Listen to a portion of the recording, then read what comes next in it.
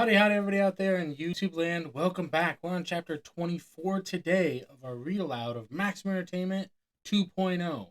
Today, we're going to do some big magic for you. Some big magic for you. Got my wand ready? So let's go ahead and jump right into it. Boop.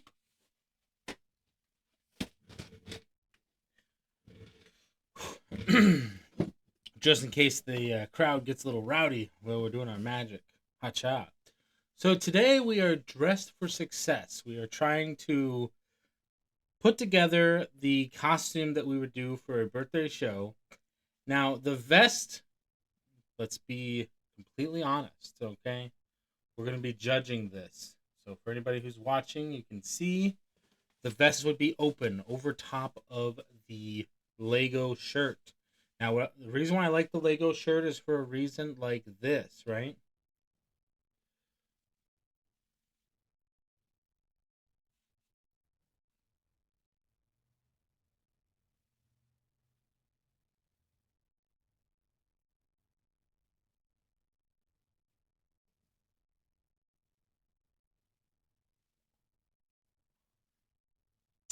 So it gives you a little bit of color, it gives you a little bit of options, different things like that.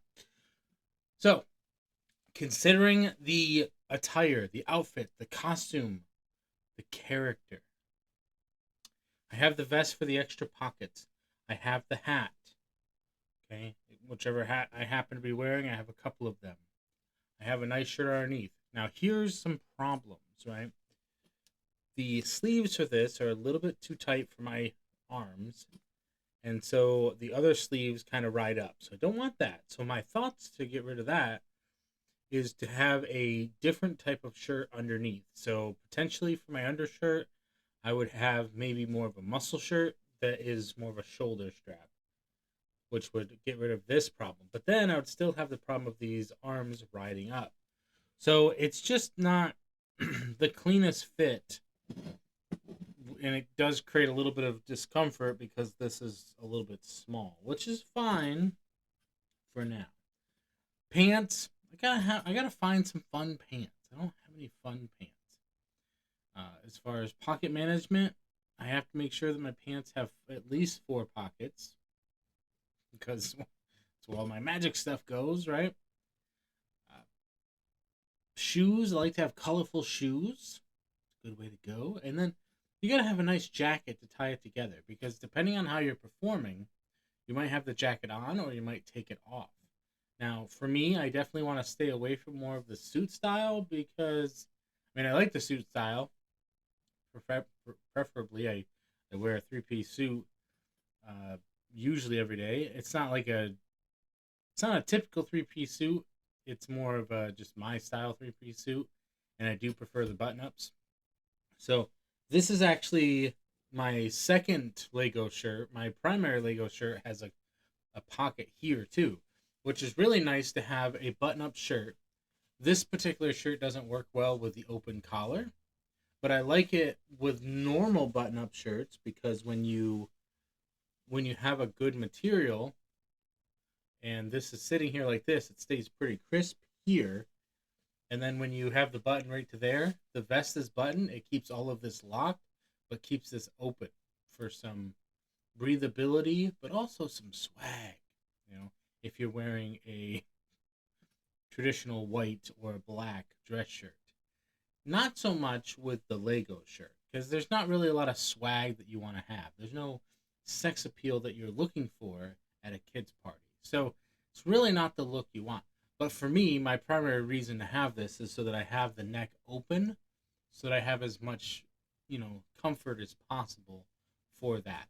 Plus, sometimes might have it open a little bit more just to showcase that Superman-esque style of showing the shirt underneath and you can see the S there. I like that so that it kind of just shows off a little bit more of my creativity. Typically, like if I'm not using the vest, if I have something else going on, I could take the vest off and just have the shirt open completely. Because another thing that you might want to avoid is you want to avoid like you want form fitting clothing, not tight fitting, form fitting. And so in this case, You have to consider whether or not you're standing or sitting. What's going to happen to your clothes as you stand and sit? They're going to ripple in this fashion if you bend over and all that. Michael O'Brien just posted a video because he's partnered or sponsored, or I haven't deep dived into that yet, but Michael O'Brien is somebody that's on our list to do some reviews of, just to kind of get better, because he's at the Magic Castle now. Absolutely fantastic. But he has these partnered for the shirt tuckers. So I've looked at them for a while now. They go around your thighs and then they clip like suspenders for the bottom of your shirt to keep it tucked in. Something really to consider, and it's something that you might not have noticed, but like in some of the older movies where the guys are in their suits, when they're in their small clothes, you might have noticed those black rings around their legs, especially for people who wear the suits. That's what that was. That's what keeps it tucked in. So just something to consider. With all of that, we're in phase 1 of this process of building a nice birthday show. I've done the set list. I'm doing practicing, but I need to have the outfit. I need to get some music. There's still a long ways to go. We just want to make sure that we're doing this by the book. This book, Maximum Entertainment 2.0. So let's jump into chapter 24. Passion and failure. Embrace failure momentarily. Magicians who tell you they never screw up are lying or displaying early signs of dementia. You will fail occasionally. Tricks will fail. Gags will capsize. Entire shows will lack the expected enthusiasm from your audience. Unlike other performing artists, when it comes to the magic itself, magicians have a stark binary choice. The trick will work or it won't. The magician can hit wrong notes, the dancer can miss a step, the comic's joke can misfire. Still, the show continues and the mistake is forgotten quickly. But not so for us. If a hidden gimmick falls into view, a thread breaks, if we forget the word we glimpsed, or any of 1,000 other embarrassing setbacks happen, we don't have much leeway. Depending on the situation, you may be able to glide over the rough patch, or you'll pray a beam of light whisk you up and transport you to a distant galaxy. This little section can't offer remedies for those situations. Just know that when bad stuff happens, you'll survive and your career in magic will flourish, if you use failure as a motivation. Trees and human bones both strengthen when subjected to stress.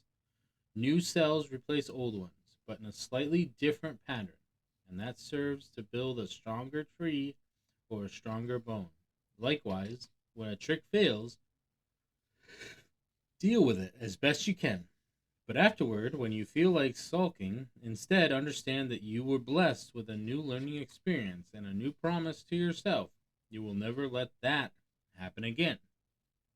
And it will make you stronger. You got to be like Iron Man. You got to learn from your mistakes. Passion. You've read this far into my book. You arrived here because you care about achieving excellence in your performance. And so it's likely you have more passion than the average magician. It's a reasonable assumption that while you love to learn about a new trick, you plowed through these pages because you truly want to rise your level as a performer. You're not alone.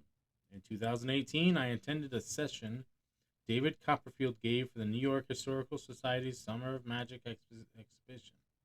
During the interview, expertly conducted on stage by Congressman Mark Pocan, David spoke at length of the highly detailed work he and his team do to refine every new moment of his show. Regardless of how tiny, glorious torture he called it, I love that phrase. It encapsulates the journey of all successful performers. They accept the torture because of their passion for the art. It's not real torture. It's a strenuous but glorious hike up the mountain. It's the middle of the day. Nate Staniforth possesses that passion. In his immensely appealing book, Here is Real Magic, A magician's search for wonder in the modern world. Nate recalls being a 10-year-old and watching his first live magic show. When the applause finally ended, I didn't want to leave. I wanted to stay in my seat. I wanted to live there and feel that way again and again. If you could use your life to give people that experience we just had at that show, why would you do anything else? Children can want something with more keening power than anyone. And in this moment, and all the ones that followed, I wanted to do magic above all else. Take everything else, but leave me this. I will give anything. I will. Just remind me of Don't Take the Girl. I try to think of a. Like, take my money, take my wallet, take Tommy Thompson, but please don't take the magic. Good times here on the channel. I will give anything. He accepted the challenge. He worked hard, and now he's touring the world doing what he loves. Without passion, you won't practice diligently, and without quality practice, you'll never succeed.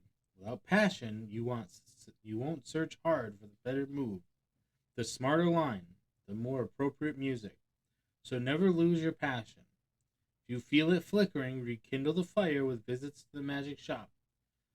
Sessioning with friends, study a book so deeply you lose track of time, or performing in new places.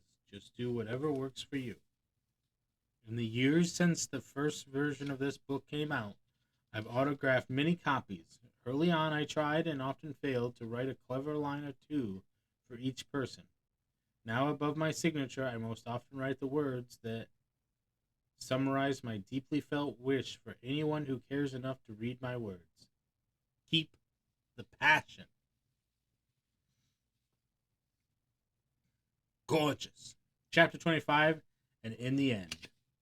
That'll finish it up for tomorrow. Watcha! Good times here on the channel. I hope you guys have been following along for this read aloud of Maximum Entertainment 2.0. Do not forget, we got stuff on the desk here. These are projects. We gotta start moving our way through our projects. And now that this read aloud has come to an end, tomorrow, not yet. Don't forget to be a book sponsor today. It'll really help out the channel. What is this? Oh, forgot about that. What's? Whoa, buddy. So yeah, we have a pile of projects on the desk. Now that the read aloud is coming to an end, we can get back to some of that. We can do some review videos, and you can always go ahead and let me know down below in the comments what book we should do next. Thank you, everybody, and remember, stay positive, stay active, and stay awesome. And don't forget to subscribe. It really does help out the channel. And of course, check out the video that's just for you. Yep, just for you. Ta-da!